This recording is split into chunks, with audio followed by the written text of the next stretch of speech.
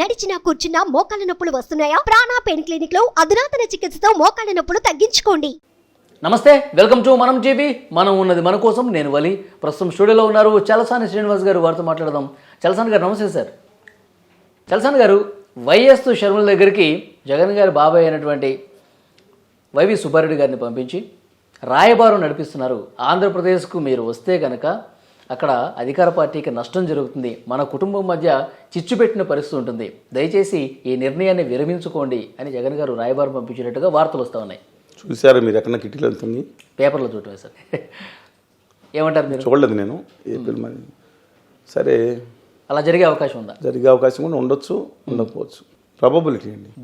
మనకే ఇప్పుడు నేను వ్యాఖ్య చేసేది ఏంటంటే, వారు చెప్పిన సమాచారం అని కాదు, కానీ మిగతా చోట్ల చూసిన వాళ్ళిద్దరి మధ్యన ముఖ్యమైన ఇష్యూ ఆస్తి పంపకాలు, ఓ పదవి, రాజ్యసభ అనుకుంటా. 5 సెట్లు అయితే బాగానే ఉంటుంది. కానీ నాకు అర్థం కాదండి, వారు తెలంగాణలో అనేక ఆటుపోట్లు ఎదుర్కొని పాదాల మీద నడిచారు. యాక్చువల్గా పాదయాత్ర అది అన్నారు కదా రేవంత్ రెడ్డి గారు మాట, నిజంగానే కష్టపడ్డారు, యాక్సెప్టెడ్. నాకు ఆంధ్రాకి సంబంధం లేదన్నారు. నా పుట్టుక గిట్టు జరిగింది ఇక్కడ, నా పిల్లలు కూడా ఇక్కడ పుట్టారు, ఇక్కడే మనవాడాను, నా గిట్టు కూడా ఇక్కడే అని చెప్పి చాలా గట్టిగా మాట్లాడారు. రాజశేఖర రెడ్డి గారు ఒక అమ్మాయిగా అంతటి మాట మార్చే అవకాశం ఉంటుందా? ఉండదు. ఆవిడ పట్టుదల గల మహిళ. అందువల్ల అవకాశం ఉండకపోవచ్చు అని నా అభిప్రాయం, వ్యక్తిగత అభిప్రాయం కాదు. అందరిలాగా ఒక స్థాసులు తను పడిపోయి ఏది కావాలన్నా మిగతా ఈ మాటకి నిమిషాన్ని కూడా మార్చుకుని వస్తారంటే వారి అభిప్రాయం, నేను చెప్పగలిగింది ఏమని. అందువలన సరే, అది జరిగిందా జరగదా అనే తర్వాత, కానీ వారు వస్తే మాత్రం డెఫినెట్గా ప్రజలు ఇవన్నీ చూడరు కదా. తెలంగాణ అన్నారు, ఆంధ్ర సంబంధం లేదు, నాకు దానికి సంబంధం ఏంటి, ఇష్టం వచ్చాడు, మళ్ళీ ఇప్పుడు నాకే సంబంధం, ఈ రాష్ట్రం కోసం ప్రాణం అర్పిస్తా, ఈ భలే ఉన్నారండి జనాలు. అమరావతి మీద విషం చిమ్మి 24 గంటలు నికృష్టంగా అభివర్ణించిన వాళ్ళే వాళ్ళు అమరావతికి అని ఒక్కొక్కసారి టీవీలో కనపడుతున్నారు. అంటే అక్కడ ఉద్యమకారులు అట్లా కొంతమంది. నేను తప్పట్ను, వీళ్ళ వ్యవహారం వీళ్ళు మారి ఉండొచ్చు. చంద్రబాబు నాయుడు గారు అమ్మాలి బూతులు తిట్టినాళ్ళు ఆ పార్టీలోనే ఆ పార్టీకి రోజు మద్దతు పలికినట్టు నటిస్తున్నారు. జగన్మోహన్ రెడ్డి గారి అమ్మగారు విజయలక్ష్మి గారిని అసెంబ్లీలో పరుషంగా మాట్లాడిన వ్యక్తి వాళ్ళు జగన్మోహన్ రెడ్డి గారి క్యాబినెట్లో మంత్రిగా ఉన్నారు. ఇంకా ఎన్ని చూడాలో చిత్రాలు. ప్రజల జ్ఞాపశక్తి చాలా తక్కువనే సార్. షర్మిల గారి విషయంలో ఫస్ట్ ఆఫ్ ఆల్ బాబాయ్ సుబ్బారెడ్డిని పంపించి కొంత ఇటు రావద్దు, మనకి ఇబ్బంది జరుగుతుంది అని చెప్పడం, ఒప్పుకోకపోతే బెదిరించే వరకు కూడా జగన్మోహన్ రెడ్డి గారు వెళ్ళే అవకాశం ఉంది. ఇలాంటి చర్చలు మనం చూస్తున్నాం ఈ 2-3 రోజులుగా. నేను ఇంతకుముందే చెప్పాను, జగన్మోహన్ రెడ్డి కొండని ఢీకొంటాడు. ఎందుకంటున్నానంటే, మొండోడు రాజు కంటే బలవంతుడు, మొండోడే రాజు అయితే చాలా ప్రమాదకరమైన పరిస్థితి. నేను ఇంతకుముందు చెప్పినట్టు కేంద్ర మంత్రి పదవి, కుర్రోడు ఎంపీ అయినాడు, చెప్తున్నానండి, కేంద్ర మంత్రి పదవి ఇస్తే తీసుకోలేదు. తర్వాత ముఖ్యమంత్రి పదవి వచ్చి ఉండేదేమో, దానికోసం వస్తుందా అనుకున్నాడు. తన నాన్న కోసం తను నిలబడి చేశాడు, జైలుకి వెళ్ళాడు, కష్టాలు పడ్డాడు, బయటకు వచ్చాడు. కానీ కుటుంబాన్ని నిలుపుకోలేకపోయాడు. రాజశేఖర రెడ్డి గారికి ఉన్న గొప్ప బలం ఏంటంటే ఆ కుటుంబం అనేది. ఇప్పటి నుంచి కాదు, ఆ కుటుంబంలో కూడా ఎన్ని శాఖలు ఉన్నాయో మీరు చూశారు. ఎవరో కూడా వాళ్ళ నాన్నగారి మీద గౌరవమో లేదా వాళ్ళ నాన్నగారు కజిన్స్ కూడా ఉన్నారు, ఆయనే హెడ్ కాదు, వెంకటరెడ్డి గారు హెడ్ ఉంటారు. కానీ అంతమంది ఉన్న ధైర్యంగా మనిషి అందరిని నిలబెట్టుకుని వచ్చారు. అదే చంద్రబాబు నాయుడు గారు, రామారావు గారి కుటుంబంలో ఆ పరిస్థితి లేదు. ఎన్టీ రామారావు గారి కుటుంబంలో మీకు తెలుసు ఏం జరిగిందో. హరికృష్ణ గారు వేరే పార్టీ పెడతాం, దమ్మున్న వ్యక్తి హరికృష్ణ, మంచివాడు, కల్లాకపడం లేని మనిషి, వేరే సంగతి. అలాగే దగ్గుపాటి పురంధేశ్వరి గారు వెళ్ళి అన్ని రోజులు ఉండి కాంగ్రెస్ పార్టీలో చేరి ఏకంగా మంత్రి అవటం, 10 ఏళ్ల పాటు మంచి నిజాయితీ పరురాలు, పదవి పోగానే ఆఖరి వరకు మంత్రిలో ఉండి మంత్రి పదవి పోగానే మళ్ళీ భారతీయ జనతా పార్టీలో చేరటం. తర్వాత లక్ష్మీభారతి గారి గురించి నేను మీకు చెప్పేదాన్ని, మీకు అన్నీ తెలిసినాయి. అలాగా నారా రామూర్తి నాయుడు గారు, చంద్రబాబు నాయుడు గారు సొంత తమ్ముడు, ఆ రోజు లక్ష్మీభారతి గారిని అండతో సీటు తెచ్చుకుంటాం, రెండోసారి కూడా మొత్తానికి తిప్పలు పడి తెచ్చుకుంటే ఏదో. కానీ తర్వాత కాంగ్రెస్ దగ్గరికి వెళ్ళి రావటం, ఇవన్నీ చూస్తే ఇవన్నీ వాళ్ళ కుటుంబాలు ఉన్నాయి. చిరంజీవి గారి కుటుంబాల్లో మీరు చూశారు. సరే, అది కొత్తగా వచ్చిన సినిమా దీంట్లోంచి. కానీ రాజశేఖర రెడ్డి గారి కుటుంబంలో ఇది జరగటం అనేది మొదటిసారి. కుటుంబంలో వచ్చినటువంటి ఈ చీలిక వల్ల ఆంధ్రప్రదేశ్లో అధికార పార్టీకి నష్టం జరిగే అవకాశం కనిపిస్తుంది. డెఫినెట్గా అండి, ఈ విషయంలో మాత్రం ఎవరికి నచ్చినా ఎవరికి నచ్చకపోయినా ఇది వాస్తవం. రాజశేఖర రెడ్డి గారి కుమార్తెకి డెఫినెట్గా వారికి వాల్యూ ఉంటుంది. సరే, నేను రాను, ఆంధ్రప్రదేశ్ తెలంగాణ జీవితం అన్నీ చెప్పిన జనానికి మతిమరుపు ఎక్కువ కాబట్టి యాక్సెప్ట్ చేయవచ్చు. వారు చీల్చిపోయే 10 ఓట్లలో 7 ఓట్లు మాత్రం జగన్మోహన్ రెడ్డి గారి పార్టీ నుంచే వెళ్తాయండి. యాంటీ ఎస్టాబ్లిష్మెంట్ ఓట్లు వెళ్ళిపోతానే చీల్చుకుంటుందని కొంతమంది విశ్లేషణ చేస్తున్నారు. అది పూర్తిగా సత్యదూరం కాకపోవచ్చు, కానీ వాళ్ళకు 2% 3% ఓట్లు. జగన్ గారంటే ఇష్టపడకుండా ఈసారి ఓట్లు వేద్దాం అనుకున్న వాళ్ళు వేయవచ్చు. కానీ ఆ పార్టీలో ఉన్న అనేక మంది చంద్రబాబు నాయుడు గారికి ఎట్టి పరిస్థితుల్లోనూ పడేది కాదు. కాంగ్రెస్ ఇటు వచ్చారు, వాళ్ళకి ఓటేరు. చూస్తే మన పవన్ కళ్యాణ్ గారు కూడా దాంతో కూటమిని ఓటేరు.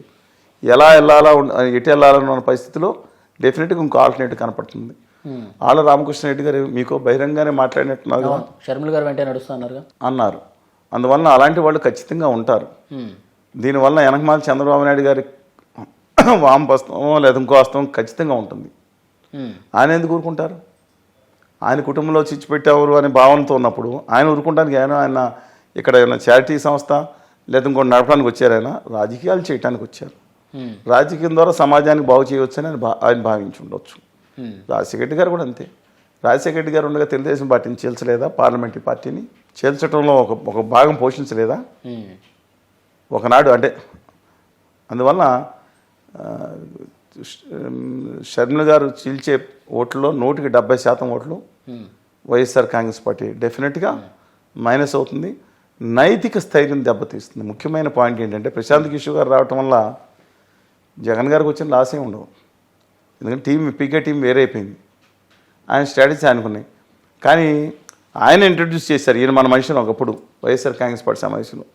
ఆయన ఎక్కడెక్కడ తిరిగితే పర్వాలేదు, ఆయన వచ్చి ఇక్కడ కూర్చుని అది నైతికంగా గేమ్. రామ్ గోపాలవరం గారు యోహన్ సినిమా గేమ్లో ఆడుతున్నారు 1 and 2. అసలైన ఊహాలు ఈ చంద్రబాబు నాయుడు గారు రచిస్తున్నట్టు కనపడుతుంది. అంటే జగన్మోహన్ రెడ్డి గారిని తక్కువ తినండి, ఆయన కూడా చేయొచ్చు, లోపల బయటికి కనపట్లేదు. Because is playing cards close to his chest.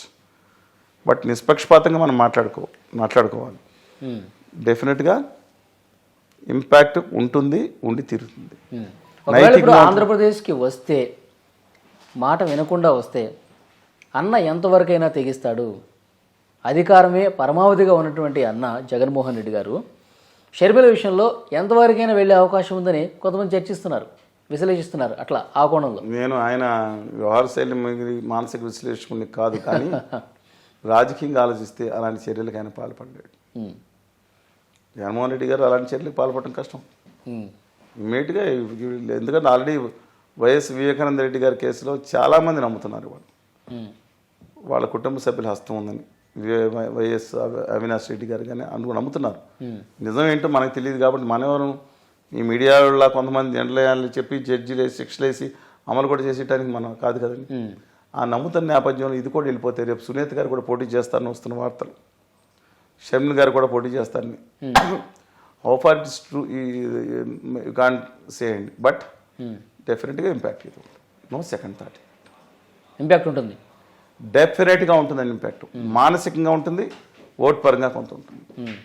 ఇప్పుడు జగన్ గారితో విభేదించే వాళ్ళందరూ షర్మిల గారి చెంత చేరుతారంటారా? అందరూ చేరకపోవచ్చు. టికెట్ రాని వాళ్ళు ఇప్పుడు చాలా తెలుగుదేశం పార్టీలో అక్కడ అవకాశం లేని వాళ్ళు టికెట్ కావాల్సిన ఇక్కడ రావచ్చు. ఇక్కడ నెగ్గుతారని ఆశయం లేదు. డిపాజిట్లు వస్తాయి కూడా ఎక్కువ అండి. డిపాజిట్లు కూడా రావడం కష్టం అన్లెస్ దేర్ మంచి 2-3 క్యాండిడేట్స్ ఉంటే తప్ప. అందువల్ల కాంగ్రెస్ పార్టీకి వారు వచ్చి ప్రత్యేక హోదా రాహుల్ గాంధీ గారు ఇప్పుడు మాట్లాడవచ్చు, చిలక పలుకులుగా కొంతమంది కనిపించవచ్చు. మన మిత్రులు చిరకాల పరిస్థితి ఆంధ్రప్రదేశ్కి వచ్చి సార్ బాధ్యతలు తీసుకొని ప్రత్యేక హోదా విషయంలోనో ఇంకో విషయంలోనో మాట్లాడితే ఎలా రిసీవ్ చేసుకునే అవకాశం? ప్రత్యేక హోదా ఇది ఏమన్నా రాజకీయ పార్టీలు ఆడుకోవడానికి ఏమన్నా అనుకున్నారని మీరు? ఎవడు కాళ్ళు బయలుదేరటం రాష్ట్రంలో నిలబడి పోరాడుతుంటే చేతులు లిగమెంట్స్ తెంపుకుని నానా గొడవలు పెడతా ఉంటే లోపల పడేస్తే చనిపోతే నోట మాట్లాడిన వాళ్ళు వచ్చి సైమని ఎదుగుతారా? ప్రతి వాళ్ళు ఆడుకునే రాజకీయాల కోసం ఆడుకున్నారు. సిగ్గుల్లో అనేళ్ళకి సమైక్యాంధ్ర కోసం చనిపోయిన వాళ్ళకి కనీసం సాయం చేయలేని దౌర్భాగ్య స్థితిలో చెత్త రాజకీయ నాయకులు ఉన్నారా? చరిత్ర క్షమించదు, వాళ్ళ ఆత్మకు వాళ్ళకి క్షమించవు. సిగ్గుందండి వీళ్ళకి. వీళ్ళు కేసీఆర్ గారి గురించి ఇంకోళ్ళ గురించి రేవంత్ రెడ్డి గారి గురించి మాట్లాడుతున్నారా? తెలంగాణ పోరాటంలో సాయుధ పోరాటం వేరే, ప్రత్యేక తెలంగాణ పోరాటంలో త్యాగం చేసిన వాళ్ళకి ఆ ప్రభుత్వాలు చాలా వరకు పట్టించుకునే కొంతమంది మర్చిపోయి ఉండవచ్చు. ఆంధ్రప్రదేశ్లో ఒక్క మనిషిని కూడా గుర్తించలేని దౌర్భాగ్యమైన ప్రభుత్వాలు ఉన్నాయి. ఛాలెంజ్ చేస్తారని నిరూపిస్తారు బయటకు వచ్చి, ప్రతి చోటకు వచ్చి. ప్రత్యేక హోదా వస్తే పోరాటంలో అనేకసార్లు ఢిల్లీలో ఏం ఇబ్బందులు పడినా వెంకయ్యనాయుడు గారిని నిలదీసి ఘోరావు చేసి చాలా ఇబ్బందులు పెట్టాం. కోర్టులో కూడా కేసు ఉంది ఇప్పుడు మాది. కేంద్ర మంత్రులు ఎన్నిసార్లు కలిసి ఒక్క యుద్ధమే కాదు, కాగితాలు ఇచ్చి రిప్రజెంటేషన్ చేసి అందరిని తీసుకెళ్ళి ఏదో ఒకటి చేయడానికి పార్లమెంట్లో క్వశ్చన్స్ అడిగారు. పార్లమెంట్ సభ్యులతో అడిగించిన ఇతర రాష్ట్రాల పార్లమెంట్ సభ్యులతో కూడా అంత గట్టిగా ఉద్యమం చేస్తే ఎంతో కొంత రాష్ట్రానికి వచ్చినాయి. వీళ్ళ కాంట్రిబ్యూషన్ ఏంటండి?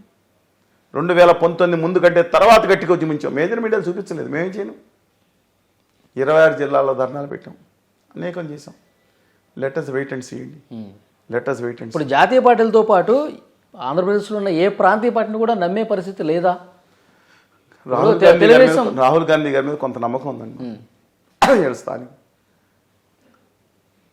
నిజాయితీగా ఆయన కాంగ్రెస్ పార్టీ అధికారంలోకి వస్తే మొట్టమొదటి సంతకం ఈ దేశ స్థాయిలో ఆంధ్రప్రదేశ్ ప్రత్యేక హోదా మీద ఇప్పించి ఏర్పాటు చేస్తారు. నేను నమ్ముతున్నాను.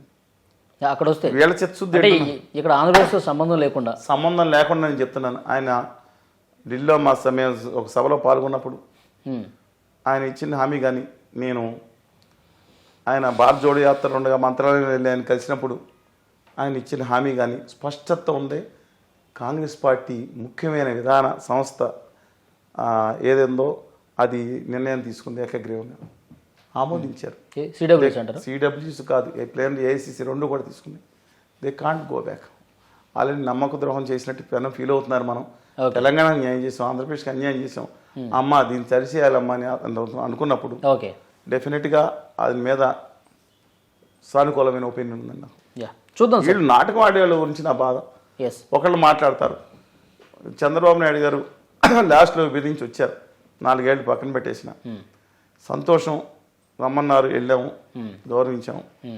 మేము 2019 తర్వాత భీకరంగా ఉద్యమిస్తుంటే ఇవాళ మేజర్ మీద చూపించలేదు. ఎన్ని ప్రోగ్రామ్స్ చేసాము ఢిల్లీలో.